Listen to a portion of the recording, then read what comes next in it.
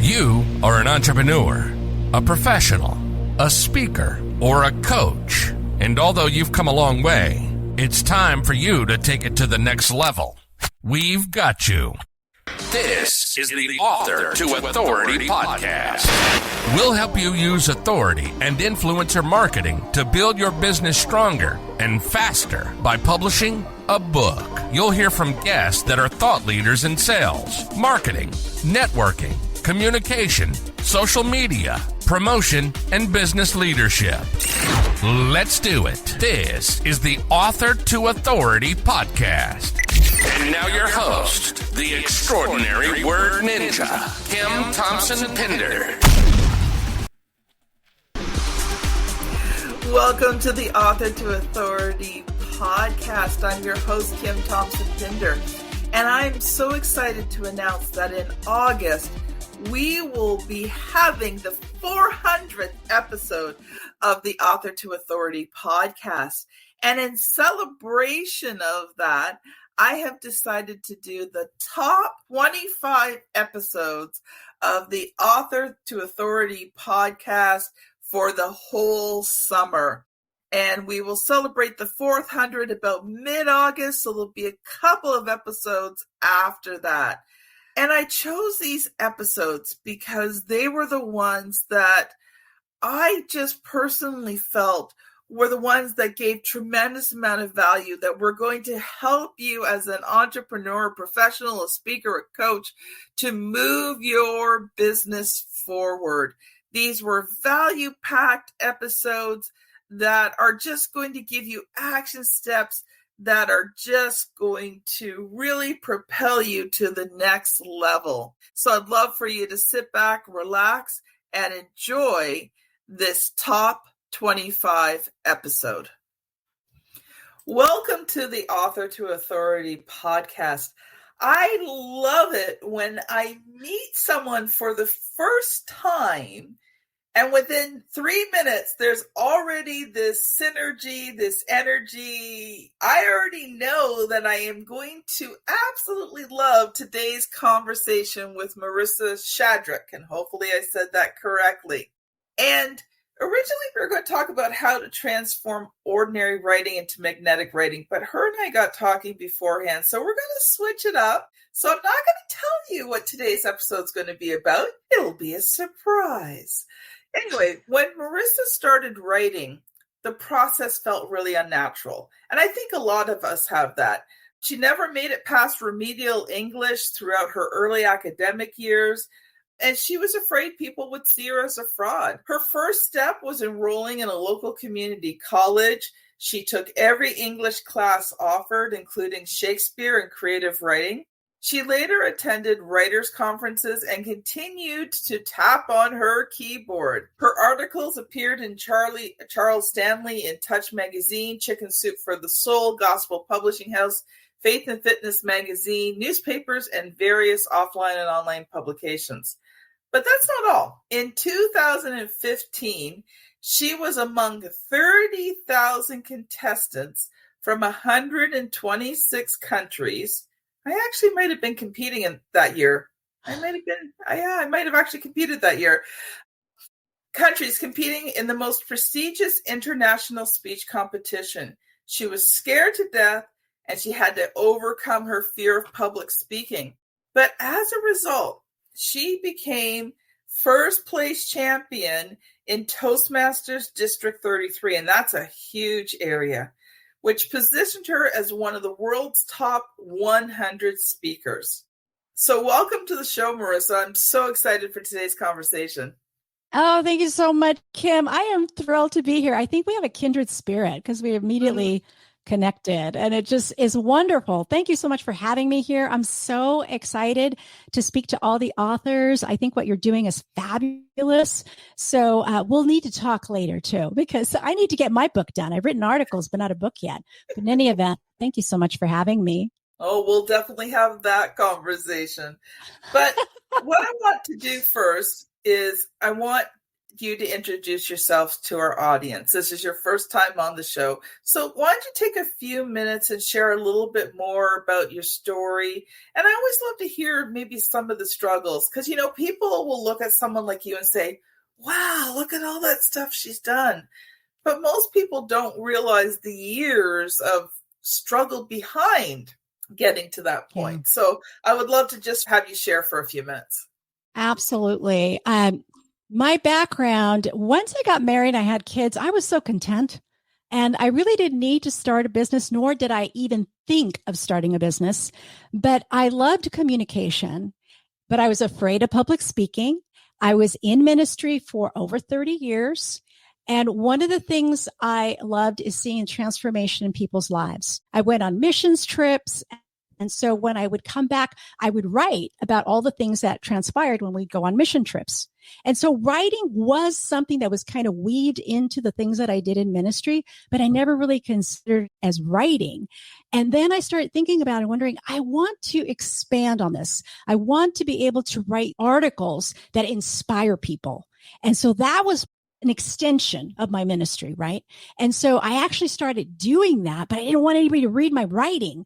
And my husband would laugh at me and say, Marisa, you want to be a writer. You don't want anyone to read your writing. I said, because some of it, I'm really writing from my heart. And what if they don't like it? And I'm going to end up going home and I'm going to start crying. And he says, I realized I was looking internally so much. It really was a pride issue. I was so focused on me. And when I realized that, I thought, oh, yuck, this is horrible, right? And so I started thinking, I need to do the things that I feel compelled, called, whatever way you want to look at it. I need to move forward and just do it. And so I said, if I'm going to do it, I better do it right. And so that's why I went to a local college to take all these classes and realized from the instructor, she said, you could be published. And I went, what? And she goes, seriously, you have humor and everything. You could be published. You could be published in a local paper. You could publish articles. You could even write a book. And that sort of started the journey for me. And my family was so supportive. They got me a journal. They got me a pen. They got me chicken soup for the writer's soul, which kind of prompted me to write something for Chicken Soup. And so they were all cheering me on. And my kids were in high school at the time. And so I took on this journey. I thought, I'm going to see what happens. And I was still in ministry and ended up writing articles that got published. And then I thought, the other form of communication beyond writing is speaking. But I was deathly afraid of public speaking. So I thought, okay, I've gone through this road. I've done the writing part. I started publishing. The interesting thing is one of the articles that I had published in Charles Stanley's magazine, that was really hard to get into. In fact, at a certain point, they stopped taking freelance writers and only used internal writers. And I had that connection through a writers conference. But they contacted me after the article was done and they paid me and everything. And they said, the readers want to connect with you. That article resonated with them so much. They want to just reach out to you and email you. Can we give them your email? And I said, of course. And I had people emailing me. And again, I realized the impact that you can have. And so with public speaking, I said, I got to figure this out. I said, come on, Marisa, put girl pants on and start figuring it out.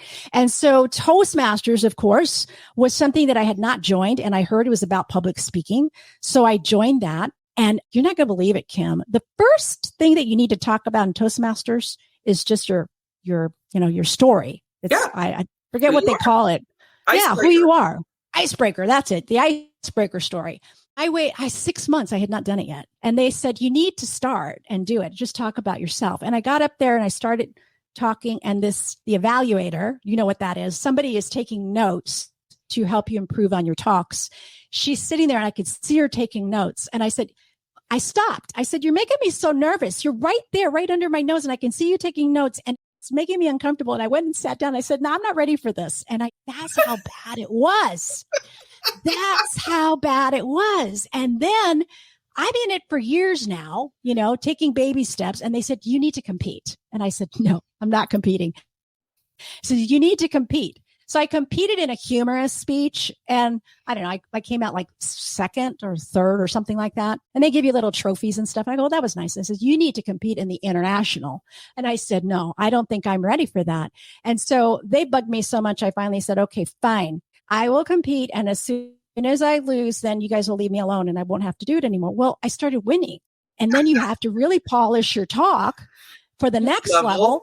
And so I literally, I mean, I had to then realize there needs to be a lot of the renewing of the mind. There needed to be a lot of things that I had to just take captive that I was thinking because my emotions were trying to get crazy.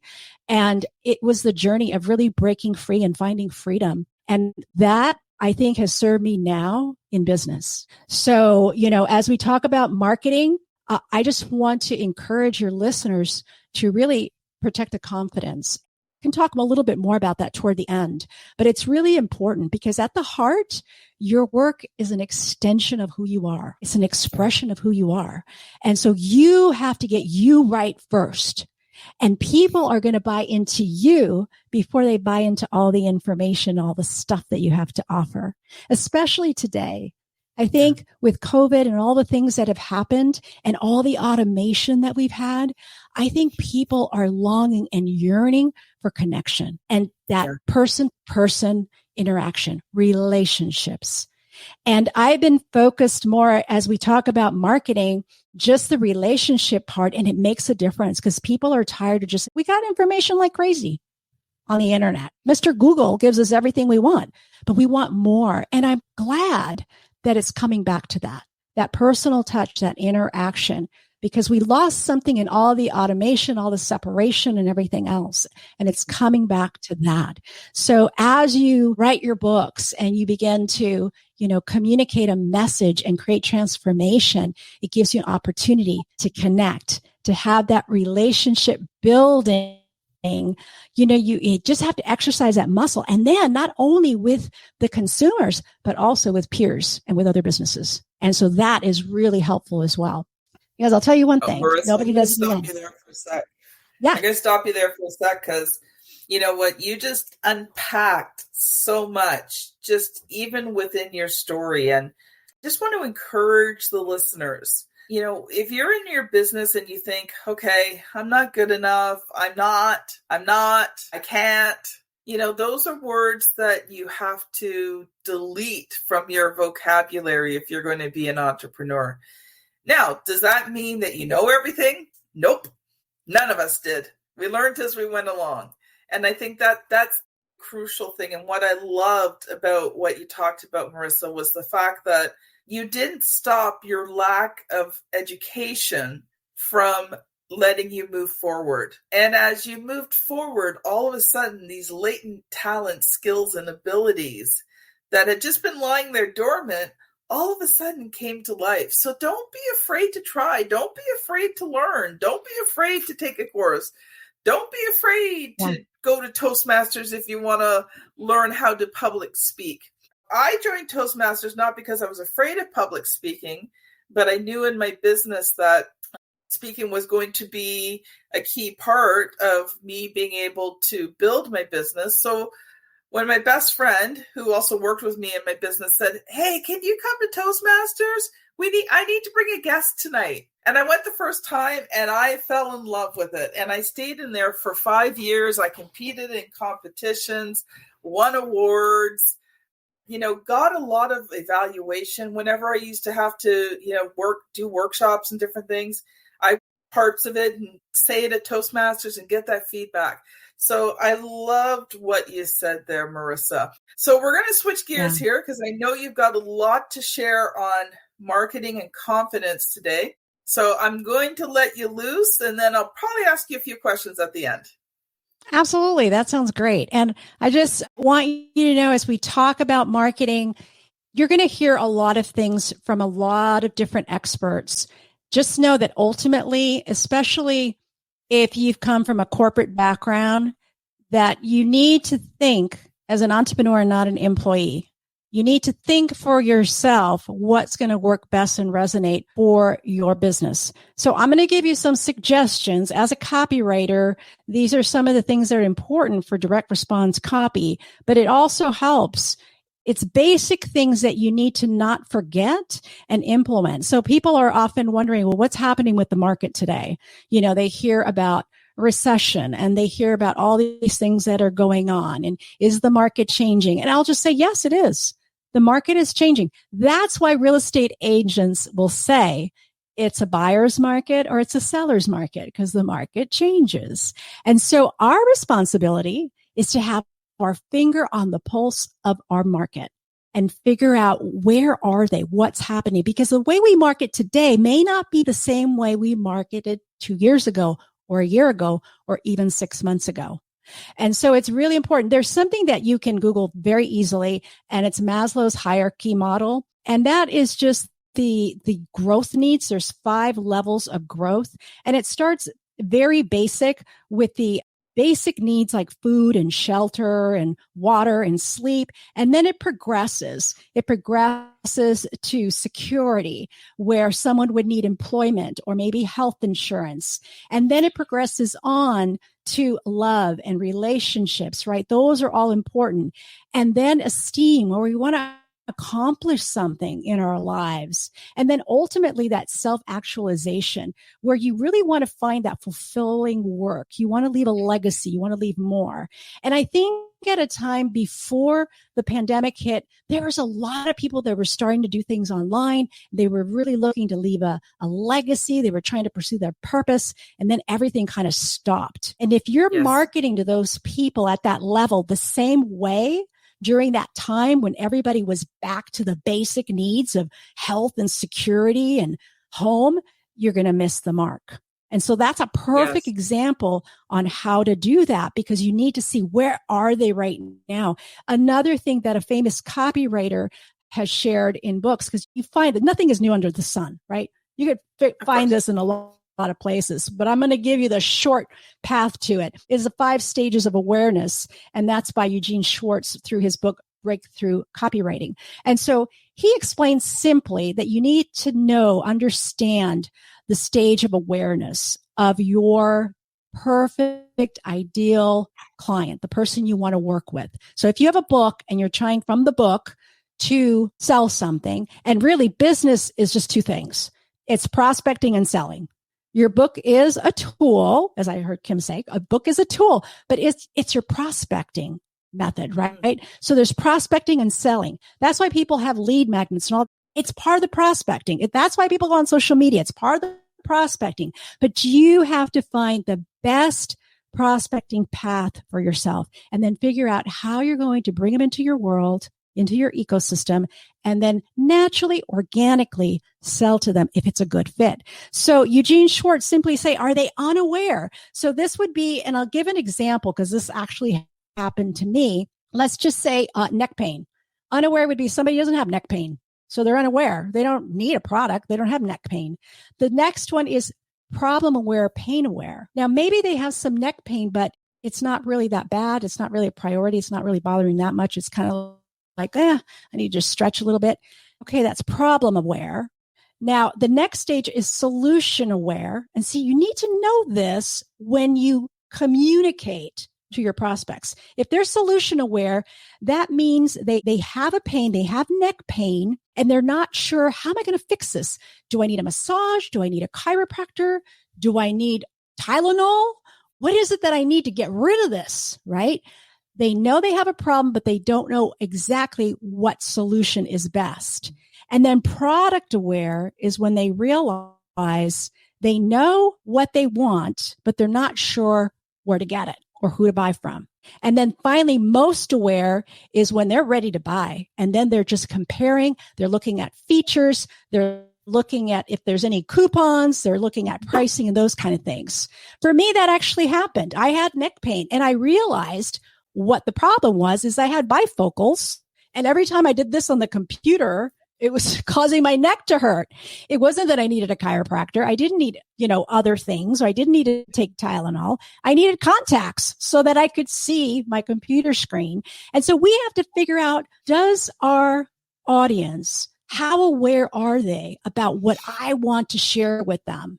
And that's going to really help. And the only way we could do that is really through research. And research, there's different ways to go about it, but you have to be very intentional about having lots of conversations and asking lots of questions. That's why there's such a thing as quizzes and things like that people talking about long ones. I'm talking like a one question thing. Like, for example, you do maybe a free coaching call and then you just ask them, can you fill out this one sentence survey and give me some feedback how helpful this was? You want to hear their language. You want to hear what words they're using and what they're saying, because that could potentially be fantastic copy for whatever you're trying to promote.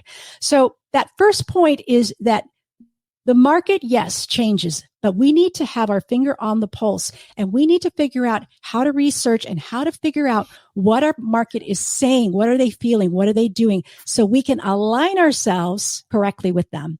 And it doesn't sound disjointed or spammy or salesy or anything else. We want to be able to show them that we see them, we hear them, we know exactly what it is that they're looking for. Does that make sense, Kim? Yeah, I'm going to stop you there because you probably realize the gold that you just gave the audience, but they may not realize it. So I want to stop there and let's focus on this for a second.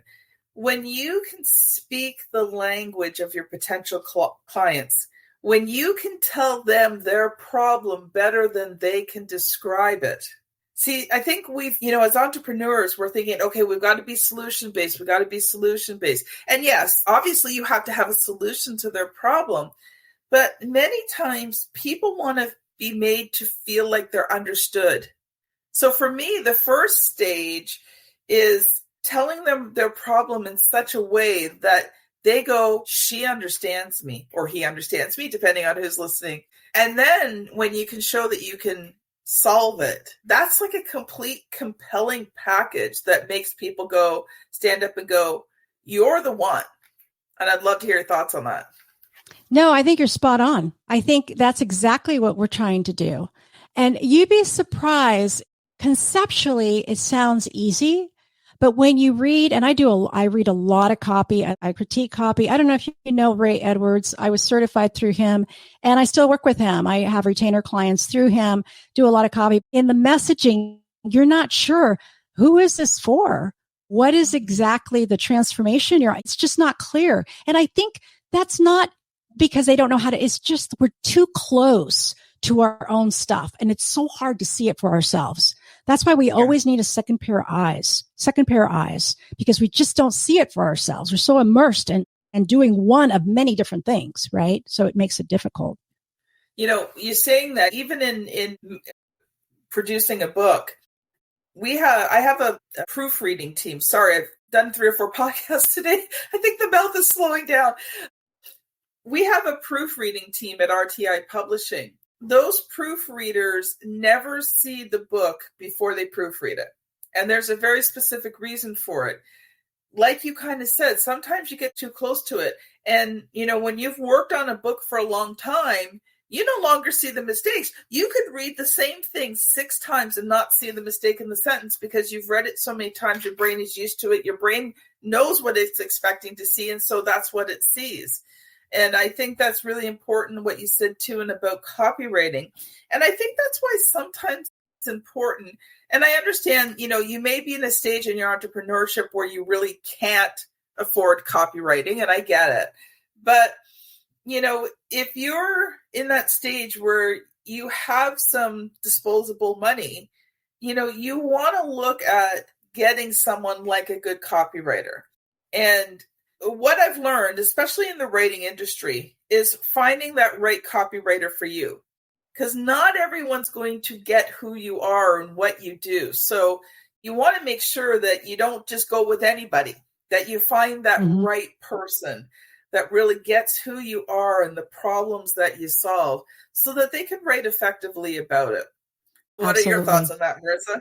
No, that's absolutely true. And some copywriters specialize in certain niches or certain industries that very reason, because then they understand it. I'll tell you a little secret. The biggest part doing done for you copy when I have copy clients is doing the research and really asking a lot of questions of the client, of the product, and if there are bonuses and what does this do for them.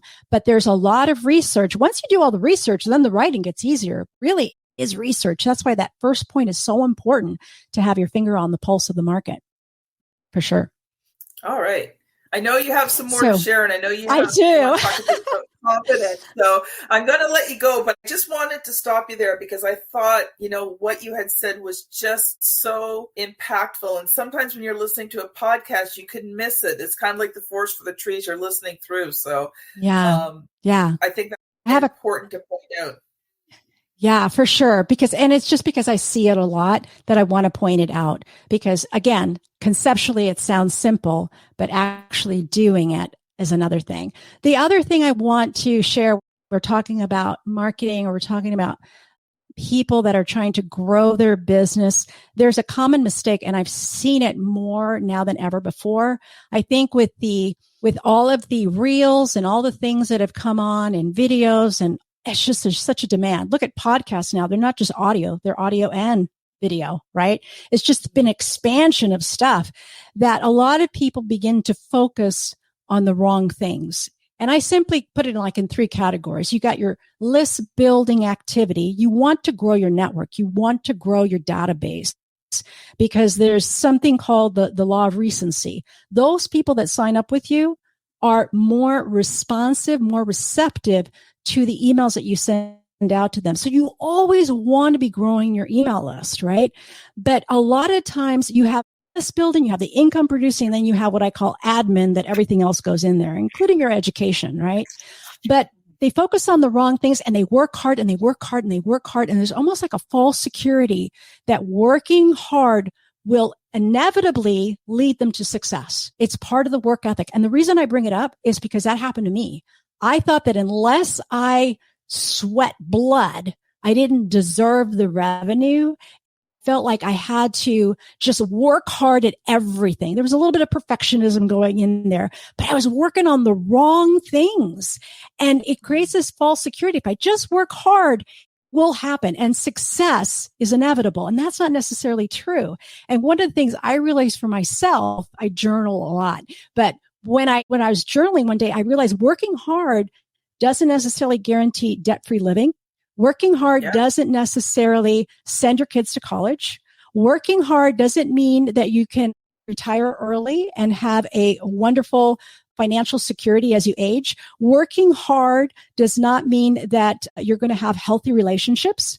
I mean, working hard does not mean those outcomes that sometimes we connect with working hard.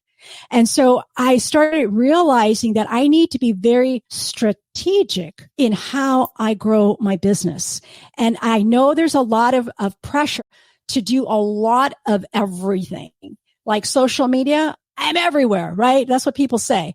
And I have heard people say to me, Marisa, I don't understand why I couldn't even sell one unit of my product when I was everywhere on social media. And social media has gotten more expensive for ads.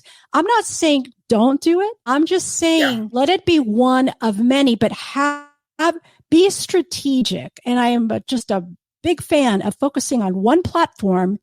And then you can repurpose the content on others. You could schedule it out, but focus on one where you're going to engage, where you're going to build relationships, when you're going to ask those questions and inquire and get on one-on-one, maybe audit calls.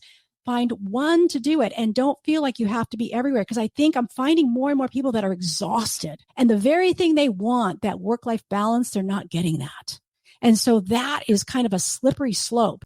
So we don't want to, be victim of that false security, believing that success is inevitable. We have to be very, very strategic. And business, like I said, it's really 2 things. It's prospecting and selling. What's the best way that we can prospect? So there's 3 things I want you to keep in mind. There's the power of one. So focus on your value proposition, your one audience, your one transformation, your one product, your one strategy, your one way of prospecting, the primary media channel that you want to be on. Get that dialed in to where it's actually showing an ROI of some sort. Either you're getting people to join your email list, or you're getting those calls scheduled, or you're selling things. Just work on the power of one and really simplify. That's actually the third one, simplify. But power of one is important to focus, and it helps you say no to the other things.